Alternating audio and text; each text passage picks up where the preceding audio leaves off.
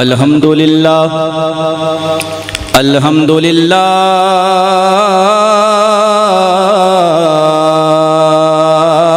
रब्बिल आलमीन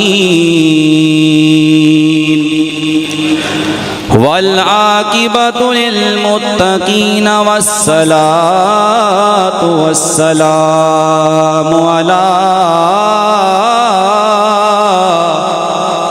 सय्यिदिल अंबिया वल मुरसलीन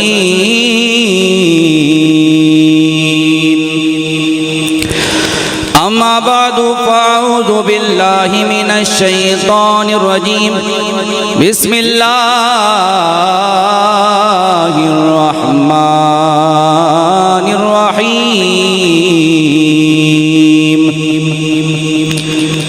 कुल्लु नफ्सिन ज़ाइक़तुल मौत सुम्मा इलैना तुरजाऊन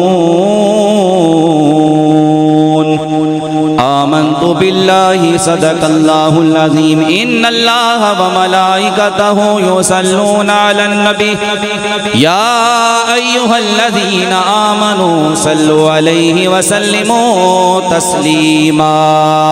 बाबा दे बुलंद सबकी आवाज आए अस्सलातु वस्सलामु अलैका या सय्यदी या रसूल अल्लाह अस्सलातु वस्सलामु अलैका या हबीब अल्लाह।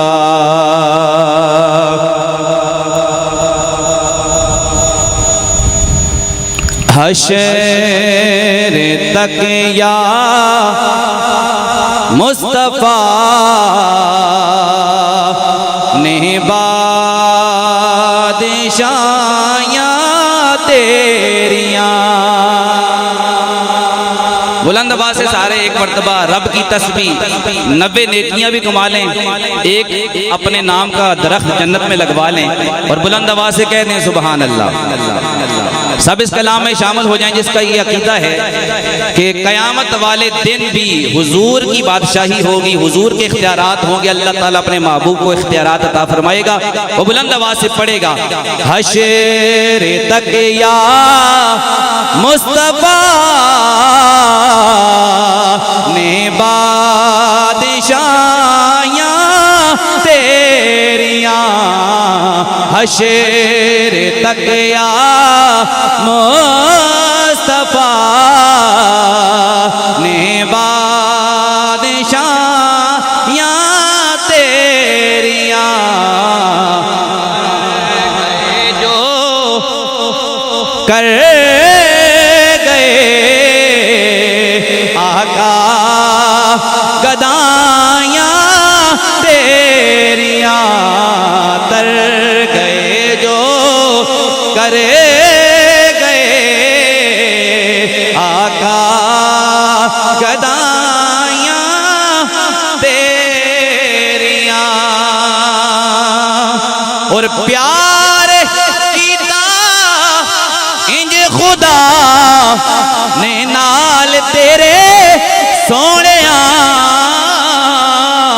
नूरियां दे शाह कोलों तलियां चुमाया तेरियां नूरियां दे शाह कोलों तलियां चुमाया तेरियां।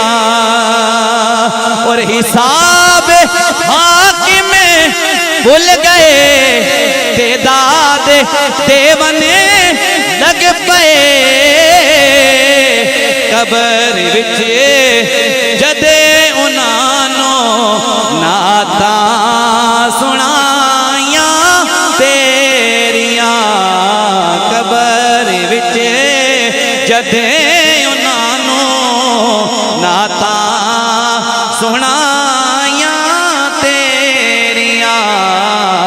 तर गए जो कर गए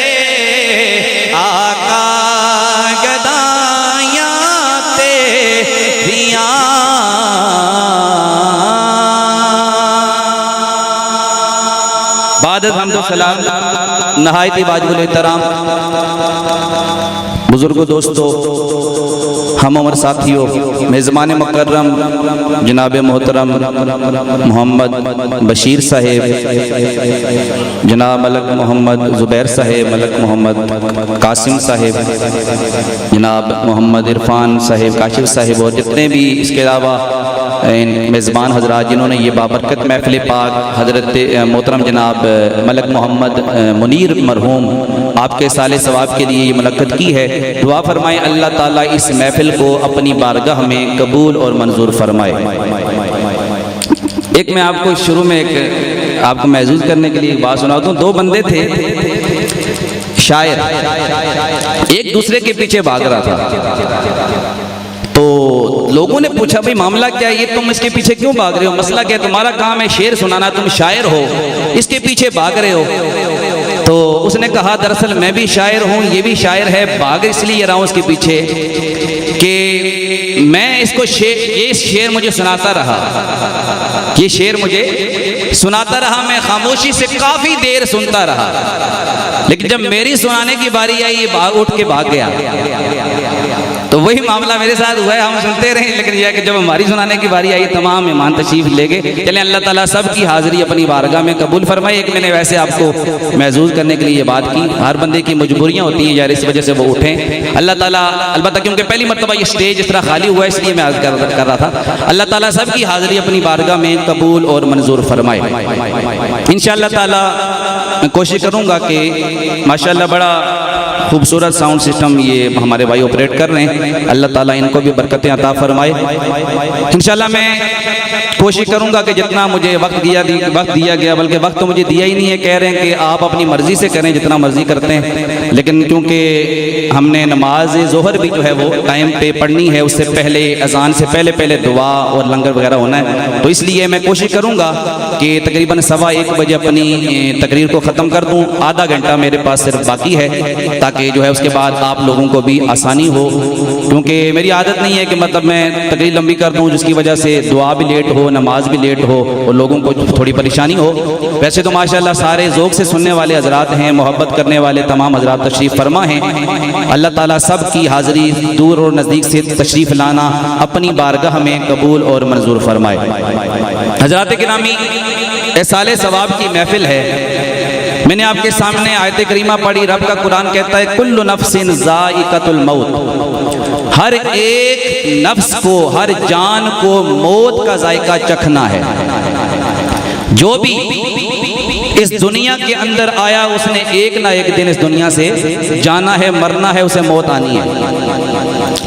यहाँ तक एक शायर ने यहाँ तक कहा कि लना मालिकुन युनादी कुल्ला यौमिन, फरमाया कि जो भी दुनिया में बच्चा पैदा होता है ये एक फरिश्ता ऐलान करता है, लना मालिकुन युनादी कुल्ला यौमिन, हर रोज एक फरिश्ता ये ऐलान करता है कि लोगों सुन लो, जो भी बच्चा पैदा होता है उसे मरना जरूर है।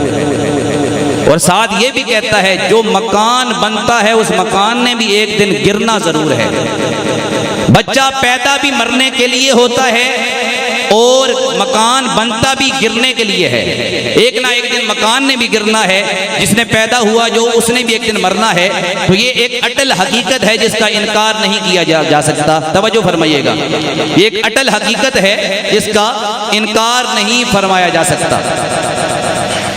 अब मौत क्या है उस हवाले से मैं कोशिश करूंगा कि कुछ नई बातें आपके सामने बयान करने की कोशिश करूं। तवज्जो है जी, ये जो आपकी माशाल्लाह आदत है ना जनाब, शाह साहब तशरीफ ला रहे हैं, शाह साहब भी हुजूर की औलाद में से हैं, तो ये उनके बाबा का जिक्र हो रहा है, उनके मतलब ख़ानदान का जिक्र हम करते हैं, अल्लाह के रसूल का जिक्र करते हैं, तो यानी ये इनको भी ये बात पता है। तो इसलिए आप जो है शाह साहब को भी उनकी भी ज़ियारत फरमाएं और जो है तवज्जो भी रखें साथ, क्योंकि अल्लाह रसूल का जो जिक्र है उसका भी एक अदब है। शाह साहब माशाल्लाह स्टेज की ज़ीनत बन चुके हैं, हमारे लिए खुशकिस्मती है। जहाँ नबी की औलाद, नबी के ख़ानदान का फ़र्द सैयद जिस जगह कदम रखता है वहाँ अल्लाह की रहमतों का नुज़ुल होता है। तो अल्लाह ताला इनका आना अपनी बारगाह में कबूल फरमाए। मैं अर्ज कर रहा था मौत क्या है। आगाज में एक जुमला कहूंगा, सुभान अल्लाह की आवाज मुझे उम्मीद है कि आएगी। मौत हर बंदे ने मरना है एक दिन, लेकिन हर एक की मौत एक जैसी नहीं होती, बल्कि किसी की मौत ऐसी होती है कि मरते हुए भी उसे अजाब में मुब्तला किया जाता है और मरने के बाद भी उसे अजाब में मुब्तला किया जाता है। लेकिन कुछ ऐसे होते हैं कि जिनका मरना भी शान वाला होता है, कब्र में शाने ही शाने अल्लाह अता कर देता है। हुजूर ने इसलिए फरमाया कि हर मरने वाला एक जैसा नहीं, बल्कि हर एक की कब्र के हालात मुख्तलिफ होते हैं।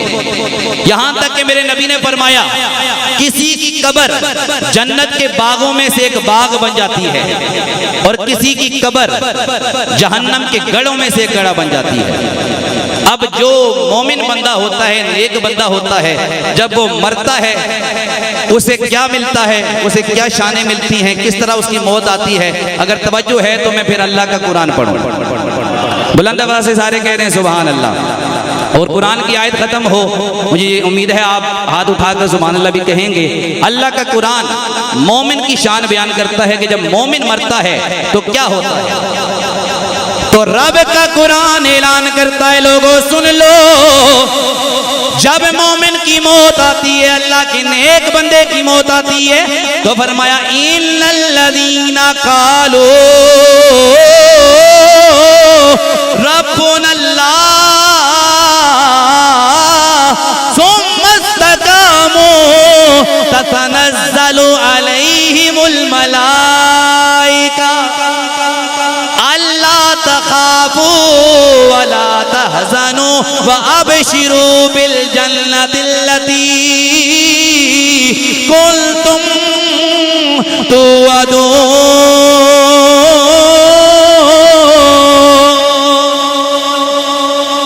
फरमाया जो मोमिन बंदा जब मरता है, उसके मरने का वक्त करीब आता है, अल्लाह के फरिश्ते नाजिल होना शुरू हो जाते हैं और उस मरने वाले बंदे से कहते हैं व अबशिरू बिल जन्नतिल्लती, खुश हो जा उस जन्नत के लिए जिसका रब ने तुझसे वादा किया है। फरमाया उस जन्नत के लिए खुश हो जा, इस जन्नत का रब ने तुझसे वादा किया है। जन्नत का ऐलान और जन्नत की बशारत फरिश्ते उसको देते हैं जो मरने वाला होता है, मोमिन बंदा, नेक बंदा।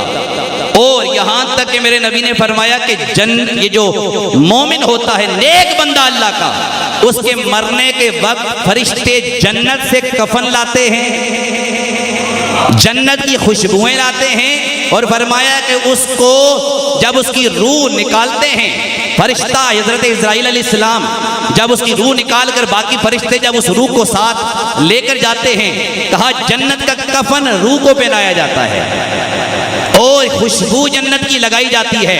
और जब वो रूह आसमान की तरफ फरिश्ते लेके जाते हैं, तो पहले आसमान जब पहुंचते हैं तो फरिश्ते रूह निकालने वाले बाकी फरिश्तों को, आसमान के मुहाफिज फरिश्तों को कहते हैं ये वो बंदा है जो अल्लाह का नेक था, अल्लाह का नेक बंदा था, ये वो बंदा है।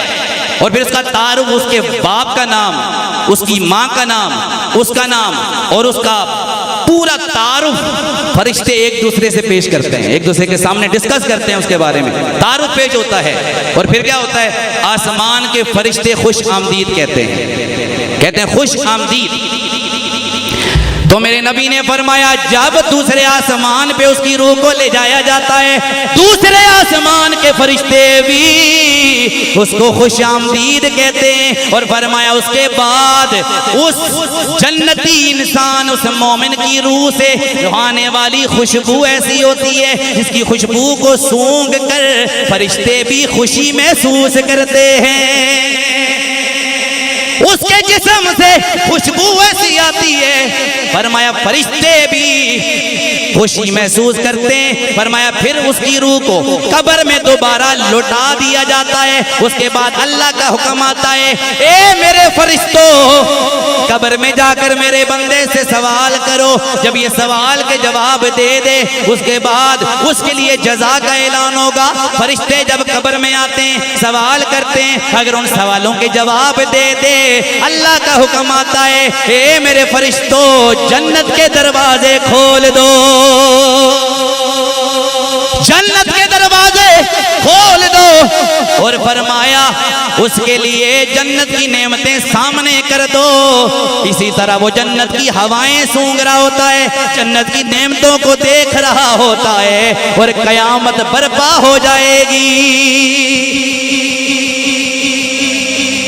अल्लाह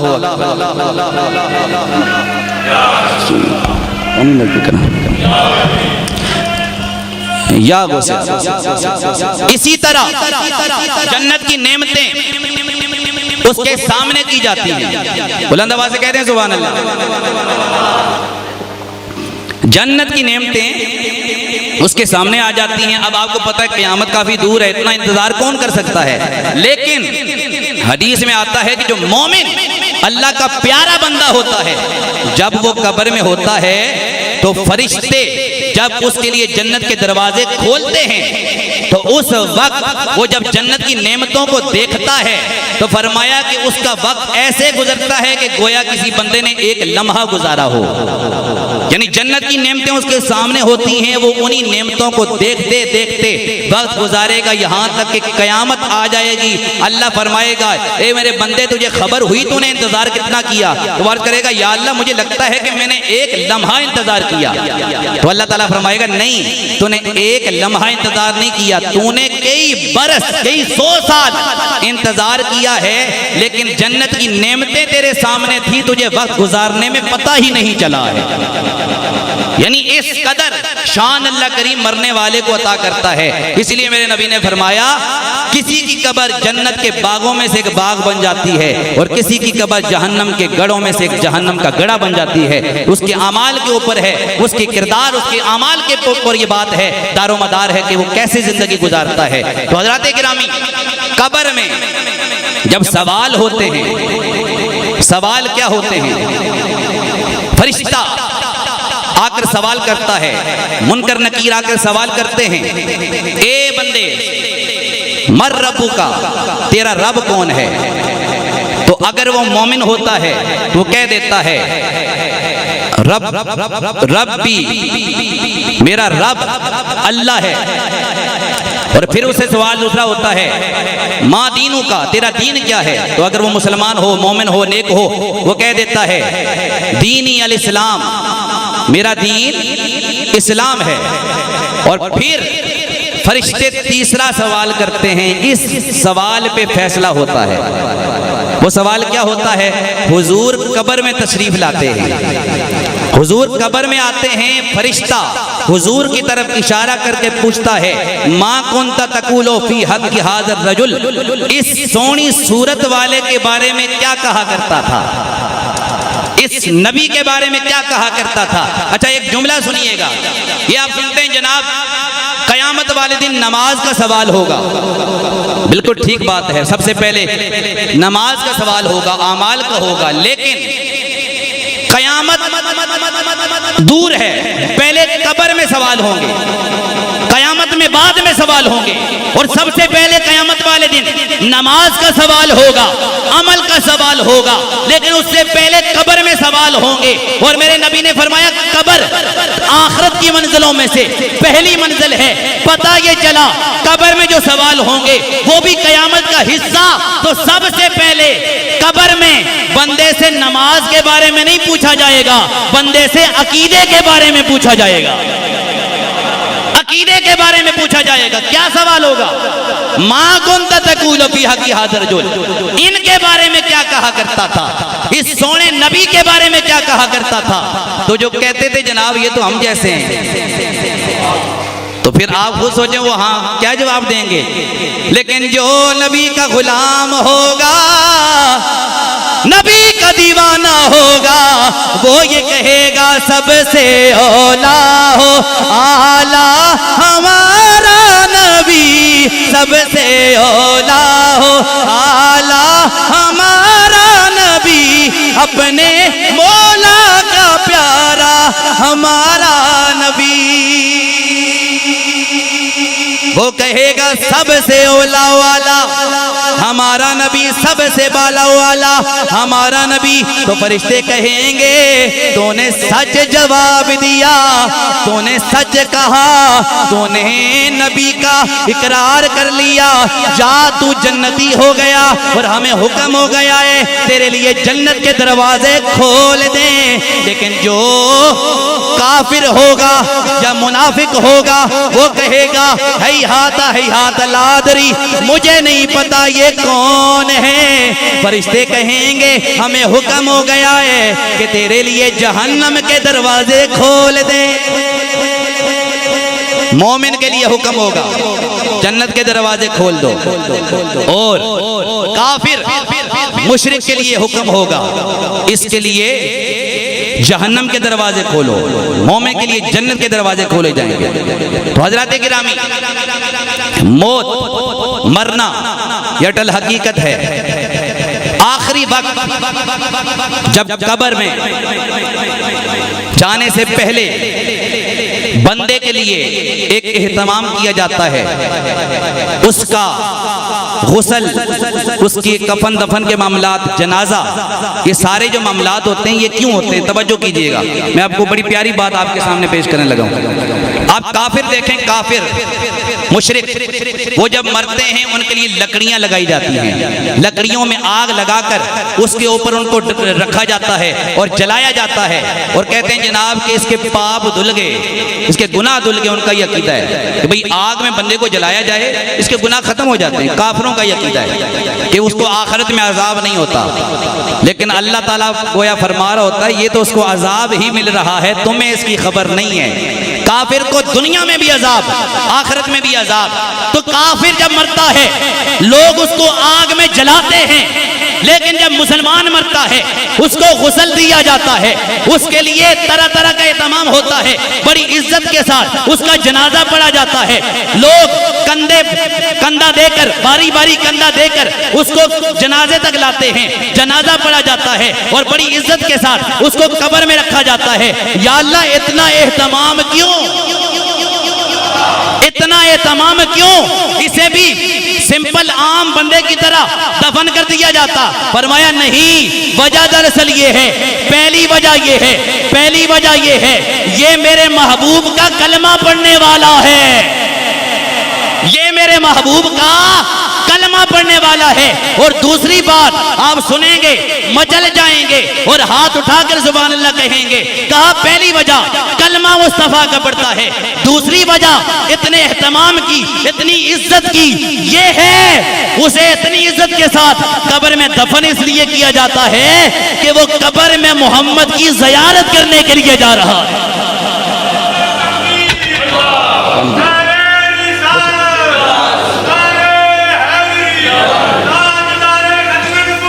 जिंदाबाद। तो कब्र में इतने एहतमाम के साथ, थोड़ी आवाज़ थोड़ी सी बढ़ाएं या तो आवाज़ थोड़ी सी बढ़ाएं, उसको इतने एहतमाम के साथ कब्र में दफन किया जाता है। और क्यों? वजह दरअसल ये है कि हुजूर की ज़ियारत करने के लिए जा रहा है। आज देखें ना, लोग जाते हैं मदीने, मक्के, उम्रा करने के लिए, हज करने के लिए, लोग इतनी मोहब्बत के साथ, प्यार के साथ उसको अलविदा करते हैं और जब वो वापस आता है तब भी उसका इस्तकबाल करते हैं। क्यों? कहा जनाब जब जा रहा था मदीना देखने के लिए जा रहा था, जब आया है मदीना देख कर आया है, इसलिए हम उसका इस्तकबाल कर रहे हैं। तो फरमाया इसी तरह मरने वाले मुसलमान बंदे को इज्जतों से नवाजा जाता है कि चलो हम तो अभी यहाँ मौजूद हैं, लेकिन ये बंदा मोमिन, नबी का कलमा पढ़ने वाला कब्र में जा रहा है, थोड़ी देर गुजरेगी हुजूर की ज़ियारत हो जाएगी, थोड़ी देर गुजरेगी हुजूर की ज़ियारत हो जाएगी। नबी के आशिक़े अकबर, मौज़ने रसूल जिनको कहा जाता है, हजरत बिलाल रज़ियल्लाहु ताला अन्हु, ये वो बिलाल हैं जिनसे मेरे नबी ने फरमाया था बिलाल तू सबसे पहले जन्नत में जाएगा। तो अर्ज की, हैरान हुए, थोड़े हैरान हुए कि भाई बाकी इतनी शान वाले लोग हैं, मैं पहले जन्नत में। तो अर्ज की या रसूल अल्लाह क्या? सहाबा, बाकी सहाबा से पहले, अबू बकर से पहले, फरमाया हाँ अबू बकर से भी पहले। या अल्लाह उस्मान से पहले, फरमाया उस्मान से भी पहले। या अल्लाह या रसूलुल्लाह क्या उमर से पहले, फरमाया हाँ उमर से पहले। या रसूलुल्लाह क्या अली से पहले, फरमाया हाँ अली से पहले। या रसूलुल्लाह क्या तमाम सहाबा से पहले, फरमाया हाँ सारे सहाबा से पहले। या रसूलुल्लाह क्या नबियों से भी पहले, फरमाया हाँ नबियों से भी पहले। या रसूलुल्लाह क्या आप से भी पहले, फरमाया हाँ मुझसे भी पहले। या रसूलुल्लाह आपसे पहले कैसे, फरमाया इसलिए कि जिस ऊंटनी पे सवार होके मैं जन्नत में जाऊंगा उसकी लगाम तेरे हाथ में होगी, उसकी लगाम तेरे हाथ में होगी और तू सबसे पहले जन्नत में चला जाएगा, जन्नत में चला जाएगा। ये शान है बिलाल की। मरने का वक्त आया, आखिरी वक्त है, आखिरी जिंदगी के लम्हात हैं। चेहरे के आसार बता रहे थे कि बिलाल का विसाल होने वाला है, आपकी मौत का वक्त करीब है। घर वाले बड़े परेशान हुए कि भाई बिलाल पर मौत आ रही है, सारे रोने लगे।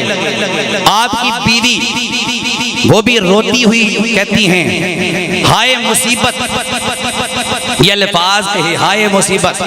तो हजरत बिलाल ने ये सुनकर फरमाया ना ये नहीं कहना। हजरत बिलाल ने फरमाया ए मेरी बीवी हाय मुसीबत नहीं करना, हाय मुसीबत के अल्फाज नहीं कहने। बीवी अर्ज करने लगी ए बिलाल आपका मौत का वक्त करीब है, तो हम हाय मुसीबत ना कहें तो क्या कहें? कहा कह दो हाय खुशी, अरे खुशी, वाह खुशी, वाह खुशी। बीवी हैरान रह गई, कहने लगी ए बिलाल जब बंदा मर रहा हो खुशी का वक्त नहीं होता, ये तो अफसोस का वक्त होता है, खुशी का इजहार क्यों करें? हजरत बिलाल मचल के बोले, फरमाया मेरी बीवी खुशी का इजहार इसलिए करो कब्र में जाऊंगा हुजूर की ज़ियारत हो जाएगी,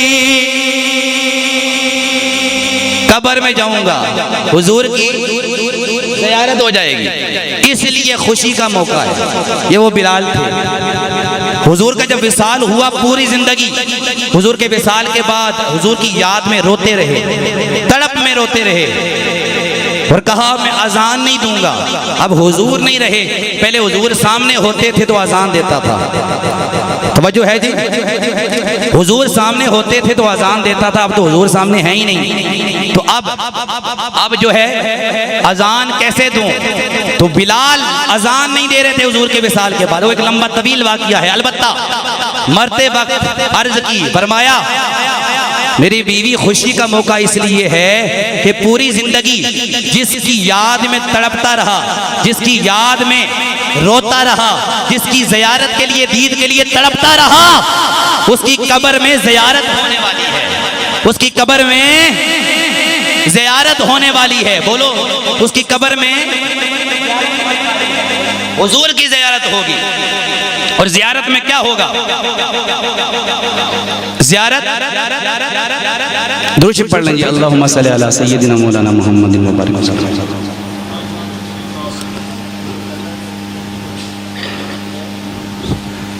समझ नहीं आई मुझे, समझा दीजिएगा दोबारा। इधर है दुरूद शरीफ पढ़ लेंगे, अल्लाहुम्मा सल्ली अला सय्यिदिना मौलाना मुहम्मदिन व बारिक वसल्लम व सल्ली अलैहि अस्सलातु वस्सलामु अलैका। अच्छा क्या मुझे कान में कह दिया? तो कब्र में हुजूर की ज़ियारत होगी, फरमाया इसलिए ये खुशी का वक्त है। तो गोया बिलाल ये कह रहे हो जी कर दाए मर जावा ओ जिसे दिन दा में सुने आए। बिलाल अर्ज़ करते कब्र में हुजूर की ज़ियारत होगी इसलिए मैं खुश हूँ और मैं गोया ये कह रहा हूँ जी कर दाए मर जावा ओ जिसे दिन दा में सुने आए। जी कर दाए मर जावा जिस दिन दा में सुने आए ओ विच कब्र दे आका ने दीदार कराना है, विच कब्र दे आका ने दीदार कराना है। जिसको हुजूर का दीदार करने का शौक है, ज़ौक़ है और दिल में तमन्ना है, वो बुलंद आवाज़ से पढ़ेगा, जी कर दाए मर जावा जिस दिन दमे सुने आए, बिच कबर आका ने, बिच कबर दे आका ने, बिच कबर दे आका ने दीदार कराना है, बिच कबर दे आका ने दीदार कराना है। कब्र में हुजूर की ज़ियारत होगी और मेरे नबी ने फरमाया, लोगों सुन लो, जिसने कब्र में मेरी ज़ियारत करने के बाद मुझे पहचान लिया, समझ लेना वो जन्नती हो गया है। आखिरी वक्त मरने का, बंदे का मरने का वक्त करीब हो, बंदा परेशान और दुख में मुब्तला होता है, गम में मुब्तला होता है, लेकिन जो आशिक़े रसूल होते हैं, जो नबी के सच्चे आशिक होते हैं, वो परेशान नहीं होते, बल्कि उनके चेहरे पे मरते वक्त भी मुस्कुराहट होती है कि मरेंगे कब्र में हुजूर की ज़ियारत हो जाएगी। ये आशिकों का मामला है, आशिकों की बात है। अच्छा, आप एक और बात सुन लें, जब मरने का वक्त करीब हो बंदे का, तो उस वक्त हाय हाय करने के बजाय अच्छा अमल करना चाहिए। और वो अच्छा अमल क्या है, उसका तरीका हुजूर ने बताया है, मैंने नहीं। किसने बताया बोलो? हुजूर ने। सारे बोलो, किसने बताया है? हुजूर ने। क्या तरीका? मेरे नबी ने फरमाया, ए मेरे गुलामों, जब किसी का मरने का वक्त करीब आए, फरमाया उसको कलमा पढ़ाने की कोशिश करो, उसको कलमे की तलकीन करो। या रसूल अल्लाह खुद पढ़ लेगा। फरमाया ना, मरते वक्त उसको नज़ा की तकलीफ होती है, मौत की तकलीफ की वजह से कोई हो सकता है उसकी ज़बान पे कलमा जारी ना हो। मेरे नबी ने फरमाया, जब मरने लगे बंदा मुसलमान, उसे कलमे की तलकीन करो। या रसूल अल्लाह, कलमे की तलकीन करेंगे तो क्या होगा? मेरे नबी ने फरमाया, जब कलमे की तलकीन करोगे, अगर उसकी ज़बान पे कलमा जारी हो गया, समझ लेना वो सीधा जन्नत में जाएगा। फरमाया, अगर उसकी ज़बान पे, उसकी ज़बान पर कलमा जारी हो गया, कलमा जारी हो गया और वो ये कहे ला इलाहा इल्लल्लाह मुहम्मद रसूलुल्लाह, फरमाया आखिरी वक्त जिसकी ज़बान पे कलमा जारी हो गया, वो सीधा जन्नत में जाएगा। एक मसला इन्होंने पूछा है, सुनिए कि भाई, एक जो अभी मसला इन्होंने पर्ची दे के पूछा, उसका जवाब दे दूं कि ये जो ताक अदद रखे जाते हैं, यानी ताक दिन रखे जाते हैं 40वें के लिए या किसी दुआ के सिलसिला में कभी ताक अदद रखे जाएं, इसका क्या कोई शरई हुक्म है हदीस में? तो सुन लीजिए, इसका कोई शरई लिहाज से हदीस में हुक्म नहीं है कि लाजिम है। हाँ, अगर कोई बंदा ताक करता है अच्छी बात है, कोई उसमें बुरी बात नहीं है ताक की, अगर नियत से करता है। लेकिन ये कहना, ये पहलू सुनिएगा, ये ना हो कि बाद में आप कहें जनाब हमें समझ नहीं आई, ये कह दिया वो कह दिया। गौर से पहले सुना कर। दो तरीके हैं। अगर कोई बंदा ताक अदद दिन रखता है, ताक दिन रखता है, मिसाल के तौर पे वो कहता है जनाब 27वें दिन जनाब करेंगे, वो 40वां करेंगे, 27 तारीख को करेंगे, 15 तारीख को करेंगे, 17 तारीख को करेंगे, 23 तारीख को करेंगे, ताक तारीख। तो जनाब ये जरूरी है? जरूरी नहीं है, लेकिन अगर वैसे कोई बंदा करना चाहे अच्छी बात है, वो ताक के नियत से करता है। लेकिन अगर कोई बंदा जुफ्त तारीख रखे तो उसमें भी कोई हर्ज नहीं है, बल्कि आप अगर देखें तो बेशुमार तारीखें का तारीख इस्लाम में ऐसी हैं कि जो जुफ्त में हैं। मिसाल के तौर पे 10 मुहर्रम जुफ्त है ना, 10 मुहर्रम जुफ्त है, 12 रबीउल अव्वल जुफ्त है, इसी तरह 10 जिल हज ये भी जुफ्त है। हज कब होता है? 10 जिल हज को।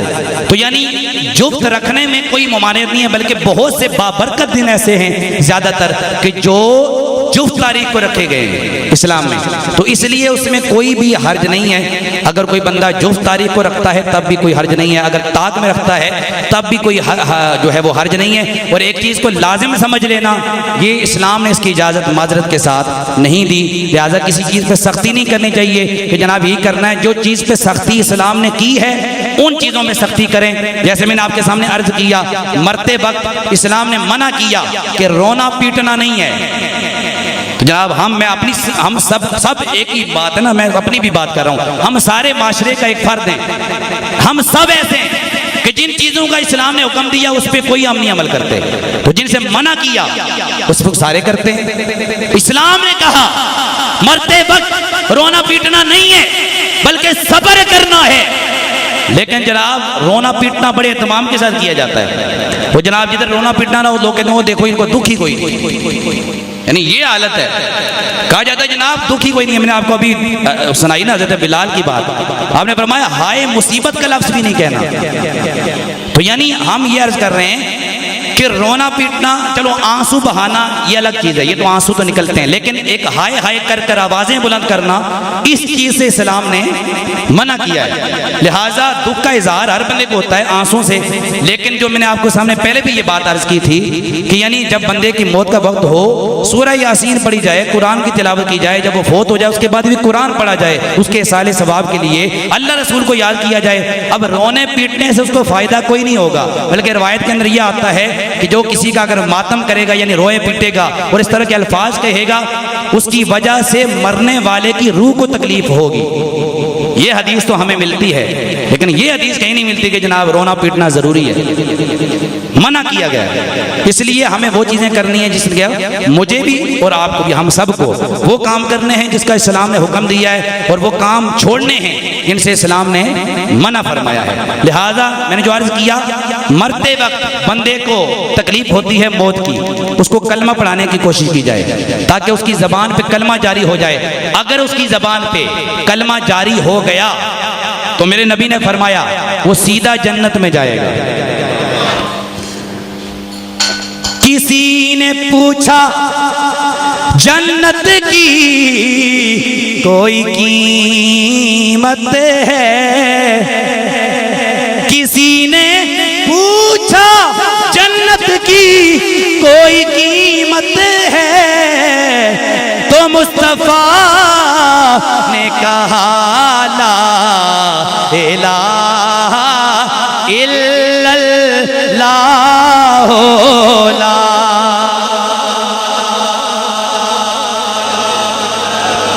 तू सामने जनाब जनाजे च भी कोई नहीं पढ़ दे, हुन पढ़ लो जनाब ला इलाहा इल्लल्लाह।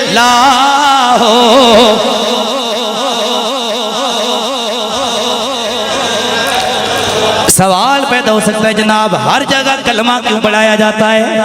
नमाज खत्म हुई जनाब हुक्म हुआ जी कलमा पढ़ो, जनाब जनाजा हो जी कलमा पढ़ो।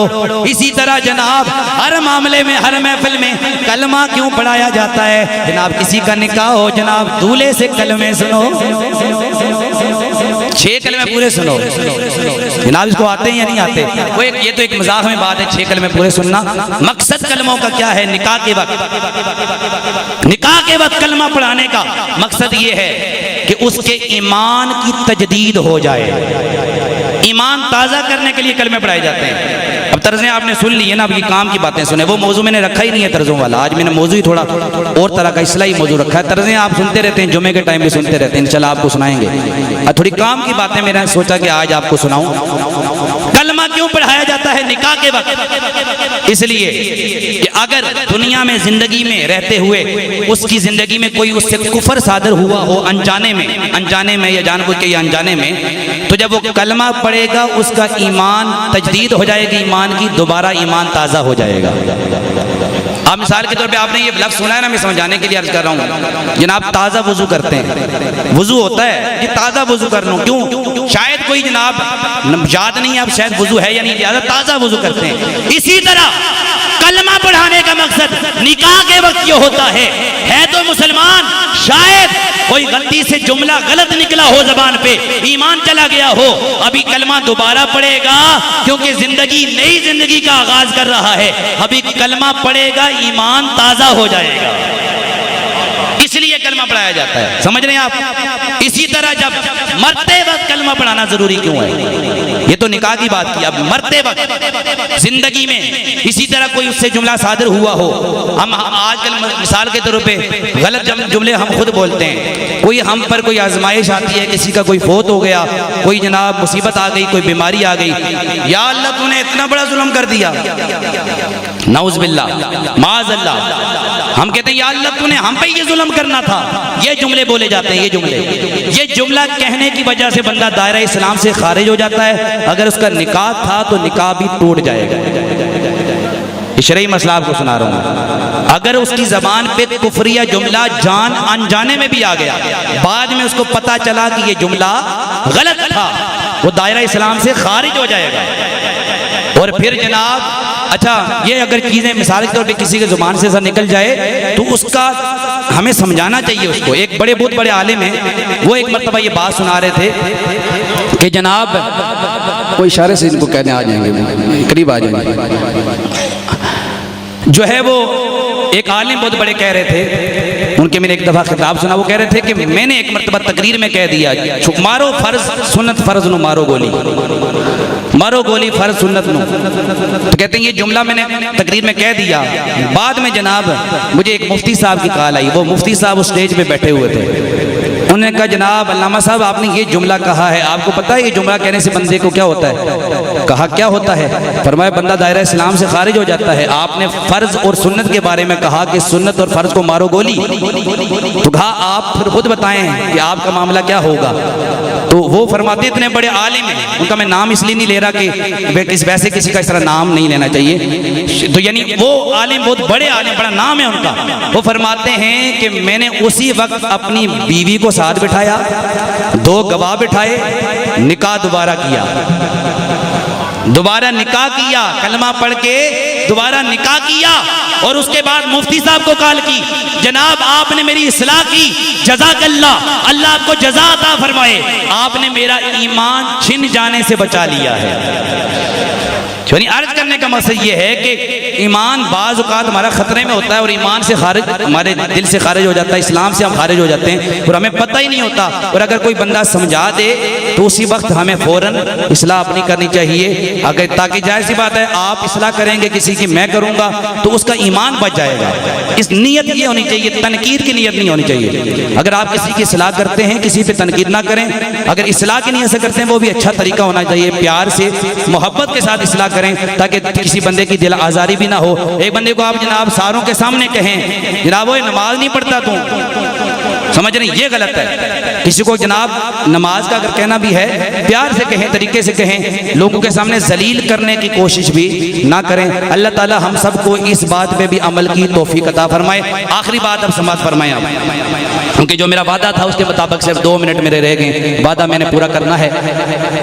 इसाले सवाब के हवाले से जब कोई बंदा मर जाए, इसाले सवाब ये इंतजामिया रख रही है, ये बाकी ये तमाम सफ़े वगैरह ये चीज़ें रख रहे हैं, तमाम हज़रात तवज्जो से आखिरी जुमला सुने ये मसला, जब कोई बंदा मर जाए उसके लिए इसाले सवाब यूँ होना चाहिए कि यानी कुरान खानी की जाए, तिलावत की जाए कुरान की, और इसी तरह जिक्र अज़कार किया जाए, और अच्छे अमाल करके दुआ करके उसके रूह को इसाल किए जाएं। और उसमें ये चीज़ भी ज़हन में रखें कि अगर कोई बंदा किसी मरने वाले को इसाले सवाब करता है तो उसमें ये कहना जनाब के ये किसी ये दिल में पैदा होता है जनाब किसी और ये सवाब उसको मिल गया, अब किसी और को नहीं मिल सकता। अगर एक सवाब है वो बहुत से लोगों को आप इरसाल कर सकते हैं, इसमें कोई हर्ज भी नहीं है। लिहाजा जब हम दुआ करते हैं तो आपने देखा होगा नबियों से लेकर वलियों से लेकर फिर मरहूमीन तक वो इरसाल करते हैं, हम उसका वजह यही होती है कि सारों की बारगाहों से होता हुआ वो सवाब जो आम उम्मती होता है उस तक पहुँचता है, ताकि उनके वसीले से अल्लाह करीम उस इसाले सवाब को कबूल फरमाता है। अल्लाह से दुआ है अल्लाह करीम हम सबको मरहुमीन जो दुनिया से चले गए उनके लिए ज़्यादा से ज़्यादा इसाले सवाब करने की हमें अल्लाह करीम तौफीक अता फरमाए। आप ये इंतजामिया रख रहे हैं, 1 मिनट ठहर जाएं आप। दुरूद व सलाम का एक शेर होगा, उसके बाद शाह साहब जो है वो दुआ फरमाएंगे।